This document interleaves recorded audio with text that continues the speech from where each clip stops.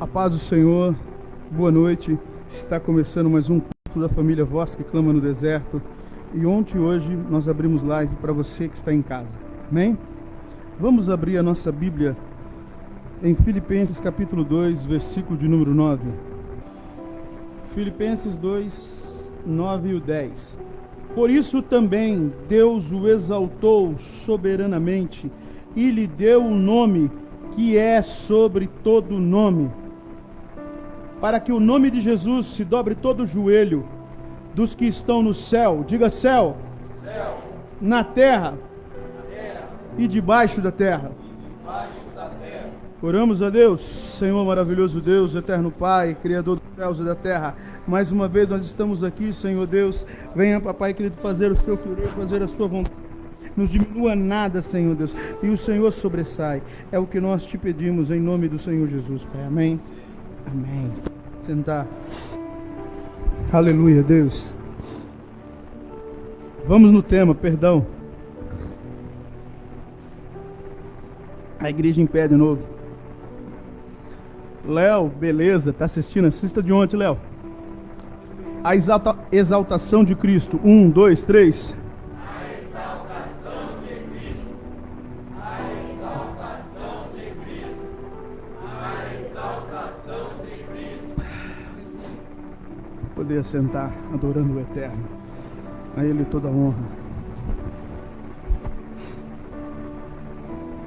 Esse é um princípio bíblico.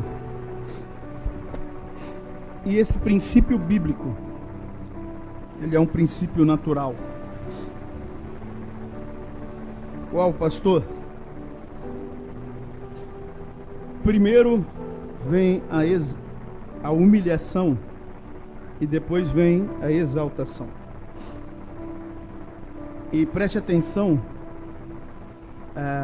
Cristo primeiro ele sai do céu e vem para a terra. É o sentido da humilhação. Depois aqui na terra, que ele é obediente em todos os sentidos, aí ele volta para o céu, a exaltação. E esse é um princípio comum da vida. Você não tem como estudar, você não tem como galgar uma profissão melhor na vida se você não se esforçar, se você não estudar, se você não fazer curso. E nesse curso vai ter provas, vai ter dificuldades, vai ser o seu processo de humilhação. Mas quando acaba esse curso, quando acaba esse processo, vem a exaltação, vem o diploma na sua mão. Esse não só é um princípio bíblico, mas ele é um princípio da vida. Se você quer ser um lutador, primeiro você vai ter que treinar, que fazer isso, fazer aquilo, ralar, se humilhar, fazer aquilo, para depois chegar lá, em todos os sentidos. Se você quer ser um pregador da palavra de Deus, é impossível um pregador que não lê a Bíblia inteira. Eu já digo de antemão, não é pregador. Se acha, põe na cabeça, mas não é. Porque o pregador tem que conhecer a palavra, conhecer no mínimo as doutrinas. Não tem como. E você tem que gastar tempo em seminários, gastar tempo fazendo isso. É o princípio bíblico e do mundo. Não existe como, irmão. Não tem como cortar caminho. É uma pena que o Brasil é o país do jeitinho. Mas para entrar no céu, não existe jeitinho. Para entrar no céu, é do jeito que ele é. Aperta o cinto, o terceiro céu é o limite. Deus o exaltou soberanamente e lhe deu um nome, a qual é sobre todos o nome. Não importa se é ateu, não importa se é anticristão, não importa a nomenclatura que querem usar na nossa geração. O que é importante é que todo o joelho vai se dobrar diante desse nome. Não importa, tem homens querendo provar se existem vida em outro planeta, vida nisso, vida naquilo, aonde o texto bíblico é claro, aonde só existe é no céu, é na terra, e a referência embaixo da terra, o mundo dos mortos. Só existe espíritos, só existe vidas. Nesses segmentos não existe outro. É por isso que Jesus Cristo, Ele é Senhor no céu, Ele é Senhor na terra e é Senhor embaixo da terra. E um dia, não importa se é ateu, não importa qual é a nomenclatura que usa, pode usar o abecedário inteiro, não importa se é rei, não importa se é governador, não importa que nome que tem, o importante é que um dia todo joelho irá se dobrar diante desse nome, Jesus Cristo, irmão. No final de todos os evangelhos, Jesus diz assim, após a sua ressurreição: todo o poder foi me dado. Isso é lindo, isso é poderoso de se ver. Mas quando Jesus estava na sua humilhação, vocês prestaram atenção quando leram o evangelho? Todas as vezes que ele encontrava uma pessoa endemoniada, o que é que o demônio fazia quando via Jesus? Os homens poderiam não acreditar quem era Jesus, mas todos os demônios, quando viam, ou o adoravam e perguntavam: o Senhor veio nos atormentar antes da hora? Porque Ele sabe que um dia todos eles irão se submeter a esse nome que tem poder no céu, esse nome que tem poder na terra, esse nome que tem poder na dimensão espiritual, no mundo dos mortos, se chama Jesus Cristo. Através do nome de Jesus Cristo, milagres, maravilhas faz, e nós vemos isso muito lindo, muito belo, em Apocalipse capítulo 5, por gentileza, Milena, lê pra gente, Apocalipse 5:5. João está no céu, desesperado, chorando, porque ele vê um livro selado por dentro e selado por fora, e ele olha no céu, não vê ninguém, ele está no céu, e no céu não tem ninguém digno de abrir, de desatar os 7 selos. João se desespera e chora. Então um dos anciãos me disse: não chore, eis que o leão da tribo de Judá, a raiz de Davi, venceu para quebrar os 7 selos e abrir o livro. Aleluia! A raiz de Davi, o leão da tribo de Judá. Procura aí Gênesis 49, 8, 9 e 10, aonde Jacó abençoa a tribo de Judá e diz sobre o leãozinho que em breve irá vir, o leão da tribo de Judá. Meu irmão, minha irmã, esse leão é o Cristo que ressuscitou, é o Cristo que abriu mão de todos os seus poderes para vir em forma humana e resgatar todo aquele que crê nele. E ele esteve aqui na terra e foi humilhado e sofreu morte de cruz, e ressuscitou ao 3º dia. E quando ele ressuscita, Deus coroa e diz: não é mais o leão, não é mais o cordeiro, é o leão da tribo de Judá. Mas nessa metamorfose de leão para cordeiro, nós vamos ver algo interessante. Vai lá, Du. Gênesis 49, 8. Judá, a ti te louvarão os teus irmãos, a tua mão será sobre o pescoço de teus inimigos, os filhos de teu pai a ti se inclinarão. Judá é um leãozinho, da presa subiste, filho meu, encurva-se e deita-se como um leão e como um leão velho. Quem o despertará? O cetro não se arredará de Judá, nem o legislador dentre os seus pés, até que venha Siló, e a ele se congregarão os povos. Aleluia. Falando de Jesus Cristo, falando do milênio, o cedro, o reinado vai ser a partir de Judá, o leão da tribo de Judá. Milena, lê o 5, você leu o 5 só, né? Lê o 6. Então vi no meio do trono e dos 4 seres viventes e entre os anciãos, em pé, um cordeiro, que parecia que tinha sido morto. Presta atenção, um cordeiro. Mas esse cordeiro não é igual ao cordeiro dos evangelhos. Ele é diferente. Diz aí. Ele tinha 7 chifres, bem como 7 olhos, que são os 7 Espíritos de Deus, Aleluia. enviados por toda a terra. Esse cordeiro, antes de virar o leão da tribo de Judá, ele passa essa metamorfose. Ele vai ter 7 chifres. 7 é o número de plenitude. Chifre está falando de força, poder. O onipotente volta. E ele é onipotente no céu. Ele é onipotente na terra. E ele é onipotente embaixo da terra. Lê Apocalipse 4, 5.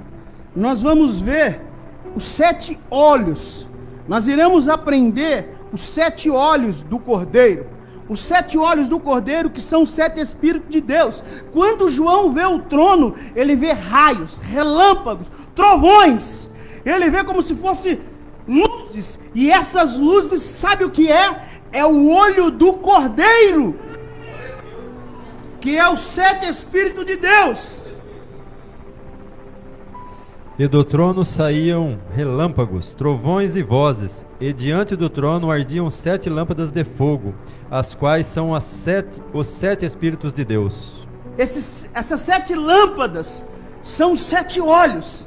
Quando o Cordeiro abre esses 7 olhos, raios, relâmpagos, trovões acontecem. Sabe o que é isso, meu irmão, minha irmã? Está dizendo que ele é o único que tem poder no céu, na terra e embaixo da terra. É por isso que quando João chora, que ele não vê ninguém, ele vê o leão, o cordeiro que foi morto e ressuscitou ao 3º dia. Quem é esse cordeiro que foi morto e ressuscitou e tem 7 olhos e tem 7 chifres? Ele é Jesus Cristo, meu irmão, minha irmã. Ele ressuscitou para o céu e do sempre, meu irmão. Aleluia. E eu quero que você entenda sobre quando João vê essas 7 lâmpadas, que é o Cordeiro olhando, e quando o Cordeiro abre o seu olho, no abrir os 7 olhos, raios, trovões, relâmpagos e vozes. Você sabia que essas 7 lâmpadas, elas têm um simbolismo com a igreja de Cristo? Quem leu a última? Você? Vai lá. Isaías 11, 1, 2, 3. Quantos olhos tem o cordeiro? Cada olho desse tem um nome. Nós iremos aprender. Isso é uma simbologia. Vai lá, Milena, vê 11, do 1, 2, 3. Isaías 11. Do tronco de Jessé sairá um rebento, e das suas raízes brotará um renovo. Repousará sobre ele o Espírito do Senhor, o Espírito de sabedoria e de entendimento, o Espírito de conselho e de fortaleza, o Espírito de conhecimento e de temor do Senhor. Ele terá o seu prazer no temor do Senhor. Não julgará segundo a aparência, nem decidirá pelo que ouviu dizer, mas julgará com justiça os pobres, e decidirá com equidade a favor dos mansos da terra. Castigará a terra com a vara de sua boca, e com o sopro dos seus lábios matará o perverso. Aleluia! Sabe o que é isso, meu irmão, minha irmã? Isso é a simbologia da igreja. Quem lê agora é você? Apocalipse 1, 19. Volto a dizer, existem pessoas que querem dar nomes, querem fazer uma cruz vazia e dizer a cruz é símbolo da igreja. Mas a cruz é símbolo de maldição. Deuteronômio 23, 22 está dizendo, Gálatas 3, todo aquele que for pendurado no madeiro é maldito. E tem muitas pessoas que andam com cruz vazia dizendo que isso é cristão, que isso é igreja. Isso não tem nada a ver com cristão, isso não tem nada a ver com igreja. Será que se um filho seu morresse em uma Ferrari, você ia andar com a foto da Ferrari? Ou com uma 380 ou com uma ponto 40, você ia tirar a foto da ponto 40, deixar lá em cima pendurado, ponto 40 que meu filho morreu. Nunca! A gente tem que entender a Bíblia. Por gentileza. Apocalipse 1:19. Escreve as coisas que tem visto, as que são e as que depois destas hão de acontecer. Perdão, é o 18. Não, é o depois desse. 20. É o 20. O mistério das 7 Esse. estrelas, que viste na minha destra, e dos 7 castiçais de ouro. As 7 estrelas são os anjos das 7 igrejas, e os 7 castiçais que viste são as 7 igrejas. Qual é o símbolo da igreja de Jesus Cristo? Castiçal. Castiçal, menorá. E preste atenção. Castiçal, menorá, ela é uma haste assim de ouro, e tem uma assim, ó. Outra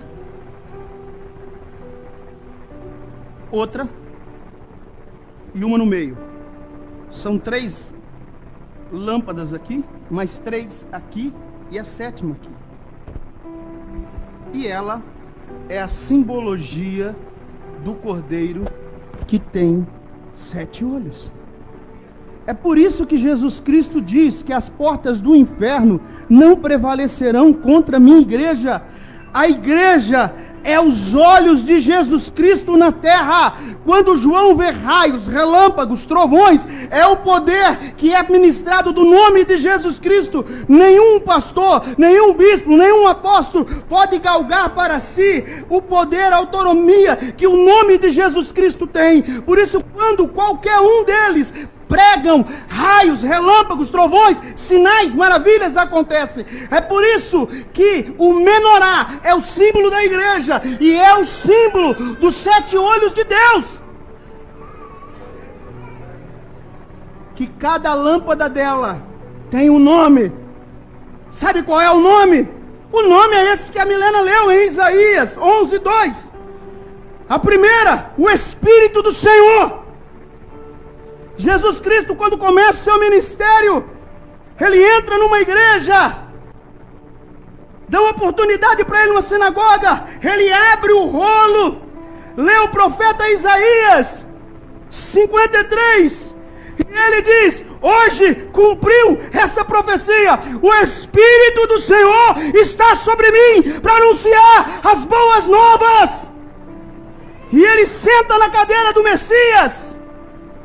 Ei, irmão, irmã, cada uma das lâmpadas tem nome. A primeira é o Espírito do Senhor, a segunda, o Espírito de sabedoria. Uma certa vez, os homens chegaram diante de Jesus e tentaram fazer uma pergunta que deixasse Jesus sem saída. E sempre quando vinha alguma pergunta, Jesus voltava com uma pergunta para eles. Mas o Espírito do Senhor estava nele. A sabedoria estava nele. Um dia, a galera trouxeram uma mulher pega em ato de adultério. Mas olha como a religião é. Cadê o cara? O certo é fazer os dois. A mulher não vai cair em ato de adultério sozinha. Mas os religiosos não querem fazer justiça. Os religiosos queriam insultar o povo e que o povo apedrejasse Jesus. Chegaram com problema para Jesus e disseram assim para ele: mestre, olha como é que ele chega. Esta mulher foi pega em ato de adultério. A religião tenta ser justa, mas ela falha. O que acontece? Aí ele diz assim: mestre, na lei de Moisés merece ser apedrejada. O que o Senhor tem a dizer?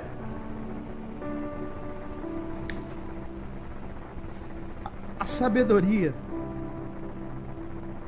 Aquele que não tiver pecado, atire a primeira pedra.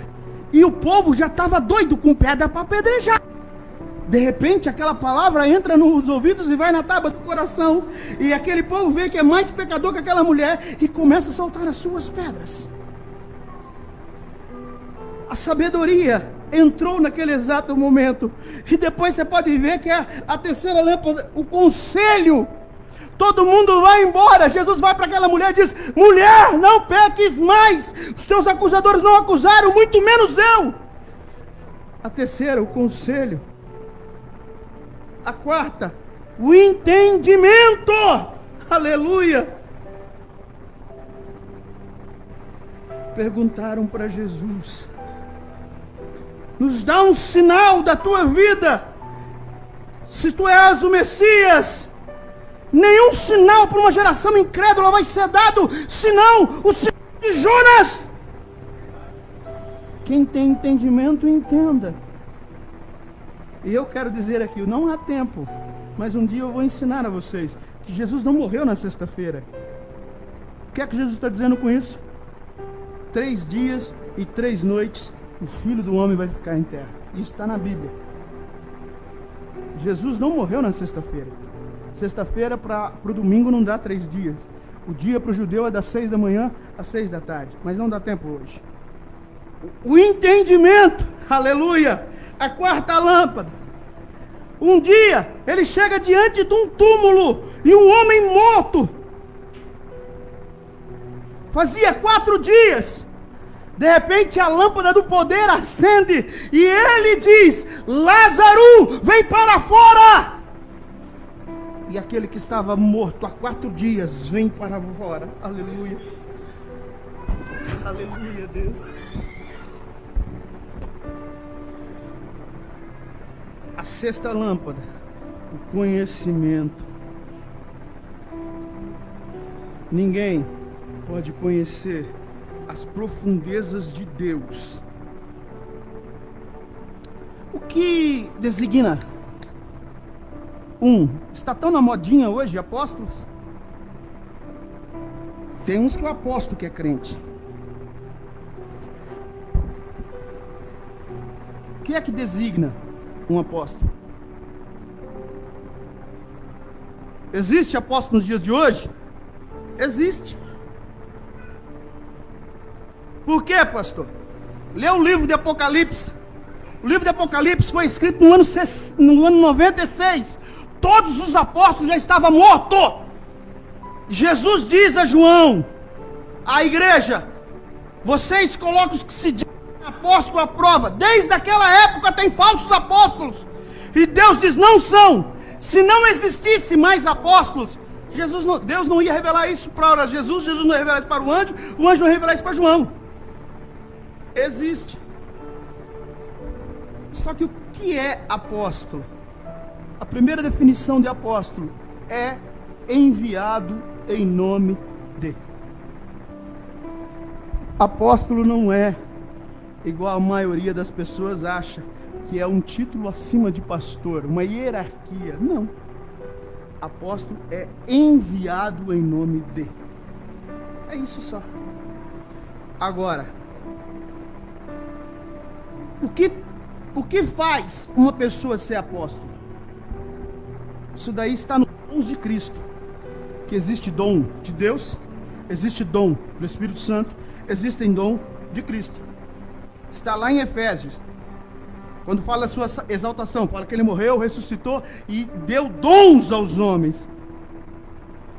Apóstolos, profetas, evangelistas, pastores, mestres e doutores.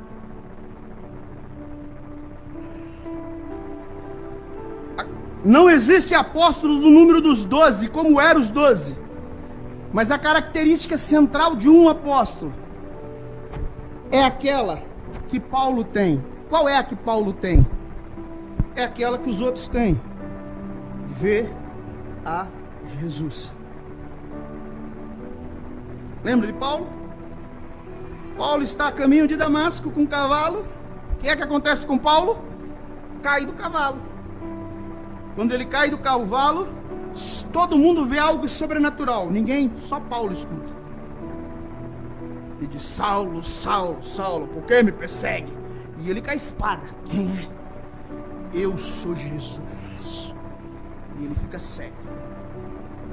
Qual é a característica de um apóstolo nos dias de hoje? Simples. Quem lê agora? Vai lá. Aquilo que você leu ontem, João 1.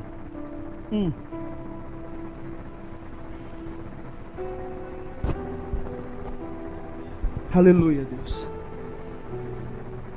A característica de um apóstolo é ver, é conhecer a Jesus.